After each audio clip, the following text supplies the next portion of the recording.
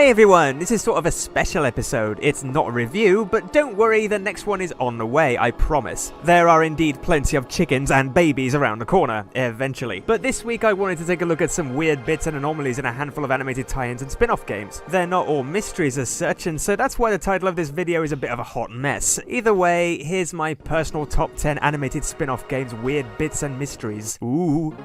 Number 10, Bug Circus bonus levels, A Bug's Life. Okay, this is at number 10 for a reason. That reason being, it's not so much a mystery as it is an oddity to me. It's clear that the game design is intended to include some ultra secret levels for more attentive players, but in all honesty, one feels they made them a little too secret. While A Bug's Life isn't quite as straightforward as it may seem on the surface to achieve 100% completion, it is nonetheless aimed at younger players. And yet finding the bonus levels is quite the challenge. Each bonus level takes place in the Bug Circus arena. The easiest method of opening a bonus level is by abdomen bouncing 5 enemies consecutively, while another can be opened by lining up 5 seeds and bouncing on 5 mushrooms in a row. The hardest and most oddly specific, however, is one which sees you having to eliminate 5 grasshoppers in level 2 consecutively with the super berry without missing a shot. What? Now, there are small indicators that allude to a possible bonus. Each time you accomplish one of these things, a ring of colored exclamation marks bursts out, and as you progress in these secret tasks, the colors gradually alter similar to the berry colors, starting with red and ending with gold, thus indicating how far you are from opening the bonus level. Even so, what 3-year-old is going to notice this? I mean, come on! It's about as significant as an ant. Sorry, Flick.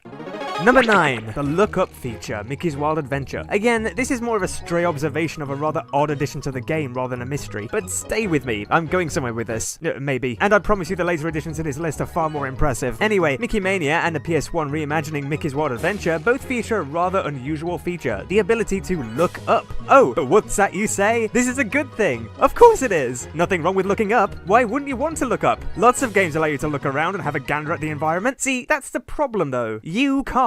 Mickey can. Seriously, what's the point? As far as I can tell, there's one sole use for this feature, and it's to access a hidden bonus that probably barely anyone knows about. Stand on this pipe, look up and jump, and hey, to hell with physics. I don't know what happened there, but yeah, otherwise this feature is completely useless. Number 8, the Missing Trophy, Looney Tunes Acme Arsenal. Okay, so this is the worst of the Looney Tunes PlayStation games in my opinion, and that opinion is further reinforced by the fact that the PlayStation port of the game is incomplete. Why? Well, in order to achieve completion, you need to locate 6 trophies dotted about the game. The problem is that the Tweety trophy, seen here in the Xbox version of the game, is missing. So yeah, you can only collect 5 out of 6 trophies. It is genuinely impossible to finish. How this passed quality control, I do not know. This is an oddity indeed. So why is it so low on the list? Well, the game is already tarnished with glitches galore, so it's hardly a surprise. Therefore, it's not really all that weird. It's not even loony, it's just bad.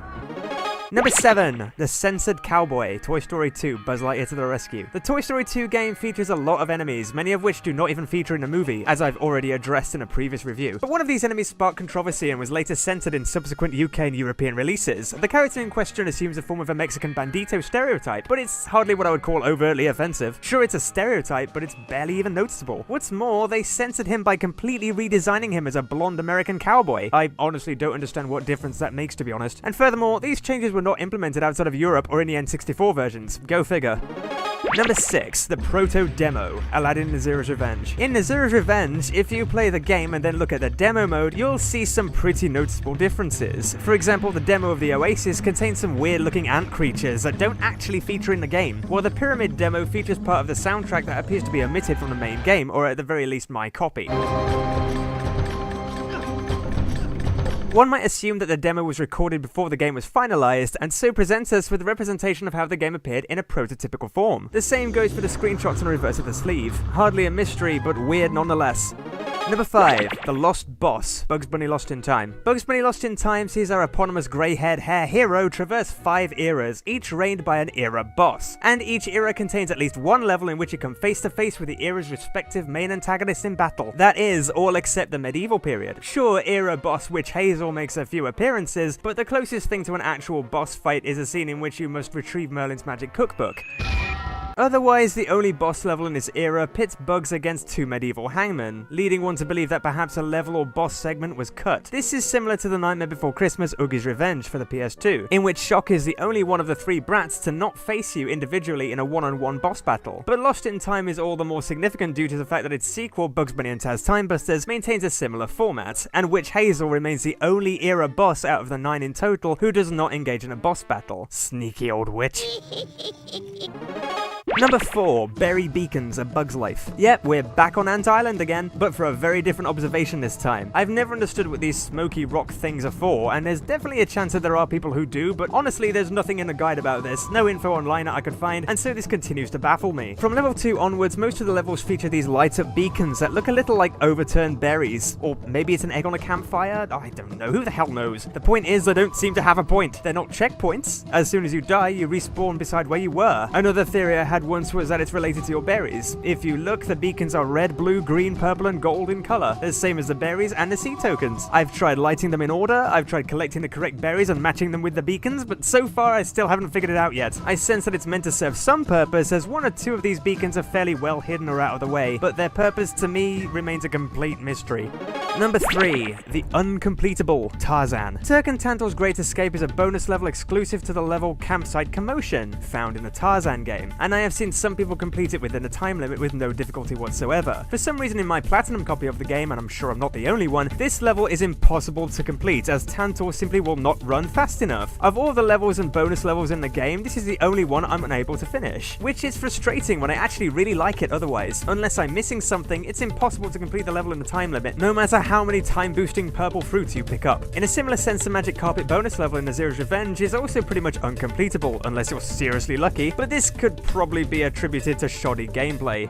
Number 2, Old New York Secret Room, Futurama. I've talked about this a long time ago in an old video before I started discussing and reviewing old games on a regular basis. I'd say go check it out, but my vocals sound horrific, so that's probably not such a good idea. Anyway, in a Futurama game in the level Old New York, if you enter the scrap bar and repeat the melody of the jukebox behind the bar, a secret nook is uncovered revealing a nibbler. But wait, you say, that's not a secret? Everyone can find this so easily, and indeed they can. But if you then play the melody again and run back to where you started the level in the subway, a little bleepy noise is heard. There it goes, opening an even secreter nook behind it. I have no idea what this is, why it's here, or why I care so much, but it is a bit weird, don't you think?